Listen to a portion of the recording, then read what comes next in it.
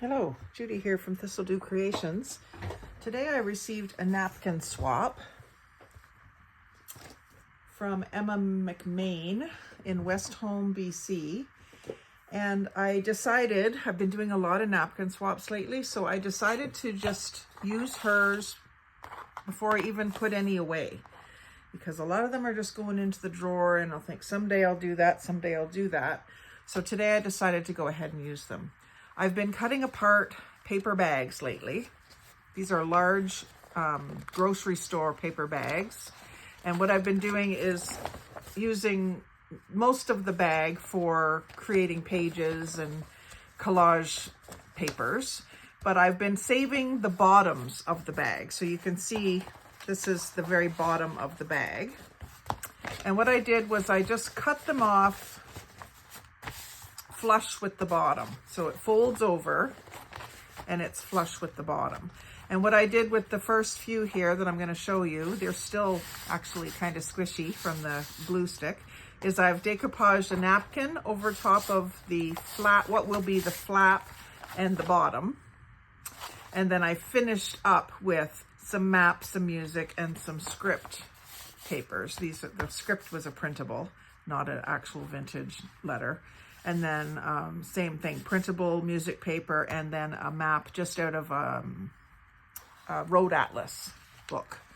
So that gives me a nice big pouch to send papers, napkins, whatever I want, and it gives me a big envelope to send them in. And I thought I could just use some washi tape or packing tape to close it up. And then it's basically a free envelope, but a nice large one. So I did that one. I did this one. And I like the way this one has a place to write the address on it.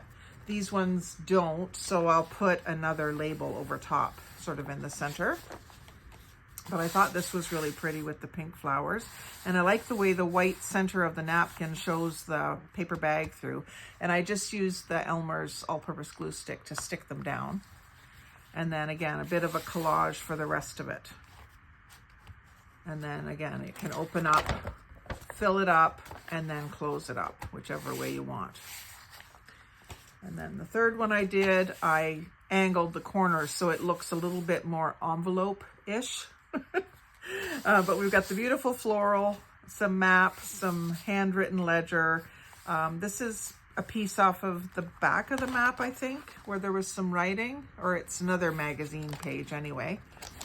And then, of course, the main event is the nice floral. So I thought we would just do one real quick. I've got one more cut out here. Actually, I might have two more, but I'll do this one. I've got some pages set aside to use, some maps, some book page, and some music to finish up the covering of the bag. And let's see, which one do I want to do next? Let's do this one. This is really pretty. Beautiful peonies, I guess. So what I've been doing is lining the top of the napkin up just below this. This is actually maybe a little bit long. I was thinking that if I cut this a bit shorter, then I could get a decorative tape to go all the way along the edge to close it up for when I'm thinking I'll mail these. They could end up in a larger envelope too. They don't have to be the envelope, but that's what I was kind of thinking, is they'll make good sturdy envelopes. I'm just going to cut a bit more off, and that way I can put tape here and it will stick it down. So I'll take this and I'll have it just below that edge so that I can get the tape on there without threatening to rip this right up. And then the bottom of the envelope, or the back of the envelope, could end up being the front, I suppose, will have this design. And this actually does leave a little bit of room for an address. So that might work out well. So I'm going to go ahead and put some glue stick. I just grabbed a fresh one because mine was used right up. This does take a fair bit of the glue, but it's so quick and easy, and it stays a little squishy, but you can handle it. It's not wet and it doesn't tend to tear the napkin. like wet glue sometimes does. And I don't even get very many wrinkles. I'm not saying I don't get any, but I don't get very many wrinkles when I do this method. So we'll do like this, down about 1/2 inch, all the way across. And like that. And then around to the back side, which is the bottom of the bag. And what I did before was I marked how far across it comes. In this case, it's going all the way to the edge. So I'll just glue up the whole bottom of the bag.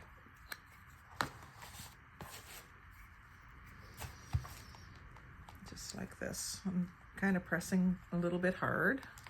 Get a lot of glue on there. And it just absorbs right into the napkin and holds it down and gives it a nice texture.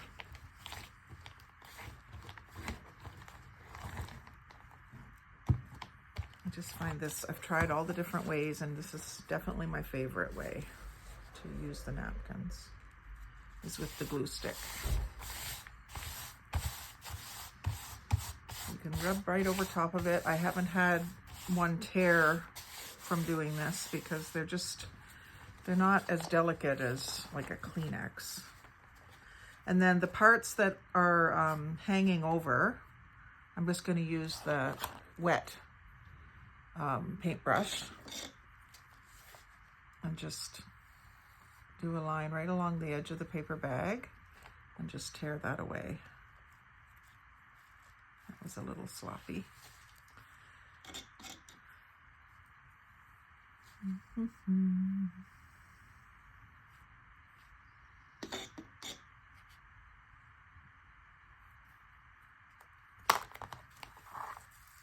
It's a Tuesday today, and we're expecting a storm, and it sure is windy up here on the hill. They're saying we could even have tornadoes, which is pretty rare in our area. But we've been getting some really different weather. I guess everywhere has, but might end up with another power outage out of it. We had a 5-day one, the last storm.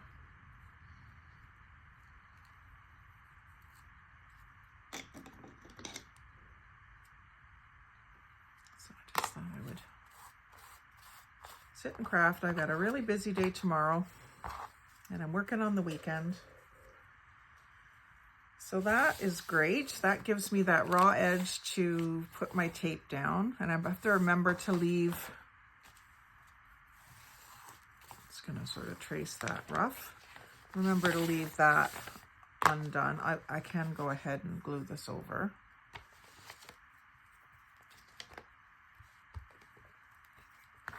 Even though it'll probably get ruined by the tape.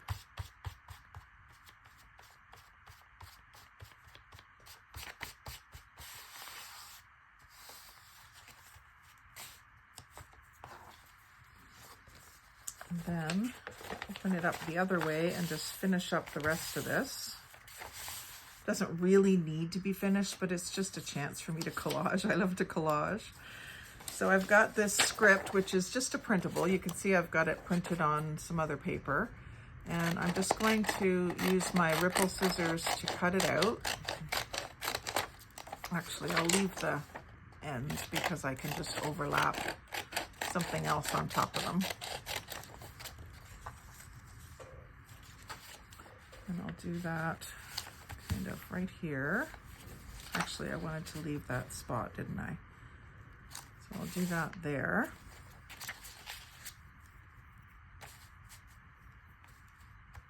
So from there to there.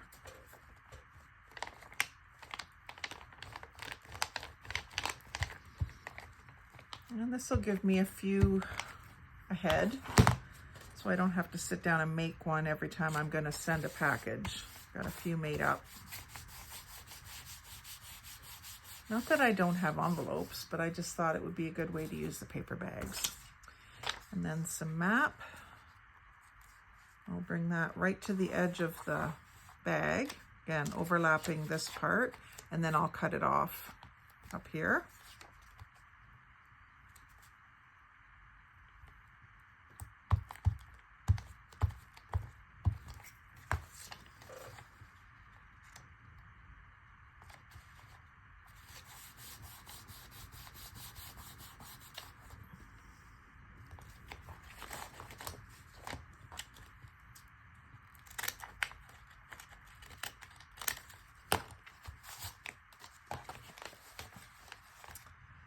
And then I'll do some book page down here.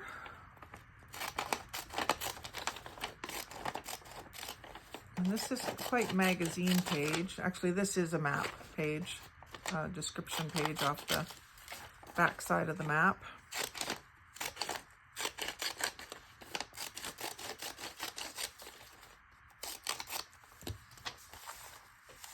That's a good width for there.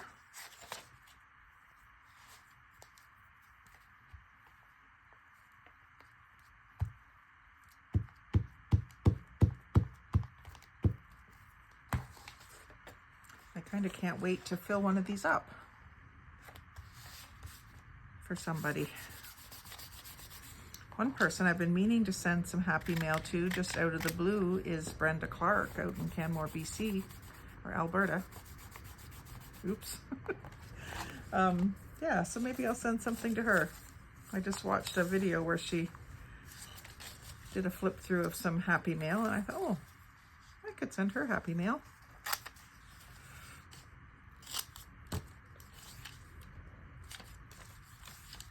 And that's just a little bit of a list off of the map.